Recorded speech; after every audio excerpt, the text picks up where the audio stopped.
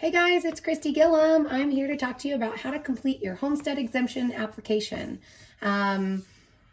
Whenever you're filling this out, I did a tutorial on how to find the actual information you will need to populate this.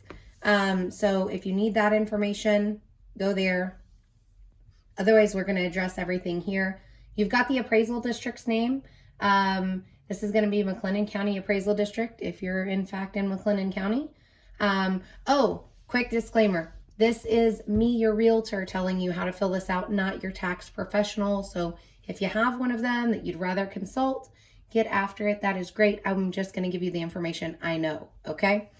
You're going to have the appraisal district account number from the prior video. Do you own and live in the property? The answer is going to be yes. So your homestead exemption, you're allowed to have one per person. Or family unit, I guess.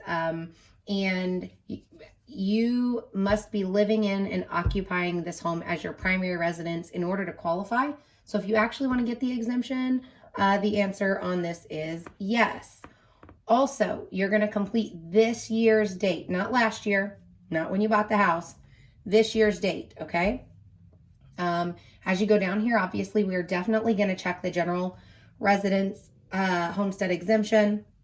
Again, what that is for is it's going to reduce the taxable value of your home according to the appraisal district, and it is going to limit the amount of increase that they can do on the assessed value, okay? The assessed value is what you're taxed on. It has nothing to do with your loan or anything like that, so don't worry about that. But this is going to give you some savings and give you some protection long term.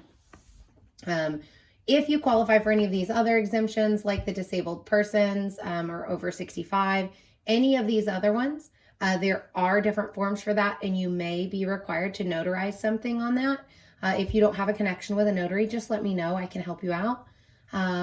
If you are only filing for the homestead, you will simply, you will not need a notary. You will continue on down to Section 2. Section 2 is basic stuff you're going to know about yourself, whether you're single, married, or other. Your name, your date of birth, driver's license, phone number, email address, your percent of ownership.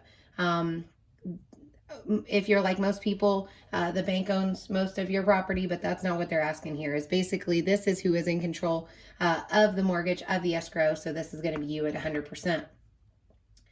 You're going to fill out, fun fact, you can backdate the homestead exemption if you forgot to file it the year that you purchased it. So you will always fill in whatever date you actually closed on the property. If you don't know that, give me a shout. I can help. Then you're going to have the date you began occupying this property as your principal residence. In order to qualify for the homestead exemption, you have to have been occupying the property as of January 1 of the year you're filing in. Okay, you'll have the physical address as well as the legal description, and I showed you guys how to find that on the other video. Most people on here are checking. If you actually have the deed number, you can check yes. If you don't, you can check no, and actually attach a copy of your driver's license. You're gonna have to attach a copy of your driver's license showing the current address anyways. So if you don't have that deed number, it's not a big deal. Is the property subject, is it an heir property? Basically, in most cases, the answer is no. If any other heir is not occupying the property, the answer is no. If you continue on, Section 3 talks about manufactured homes. If you are living in a manufactured home, you will need to fill out the make and model. You can find this under the kitchen sink typically on one of the cabinet doors. It will have the make, model, and ID number. If you have a double wide or a triple wide, you may have multiple ID numbers, and that's totally okay. Everybody is going to need to complete this asking if the property is being used for income producing. So if you're not using this to run your business, you're going to say no. And you are going to also put in here the number of acres that the property is. The exact number, again, that's found on the legal description on the appraisal website. If you are one of the individuals who can get the waiver of required documentation, reach out to me because that's a whole different process. Everybody else just skip that section.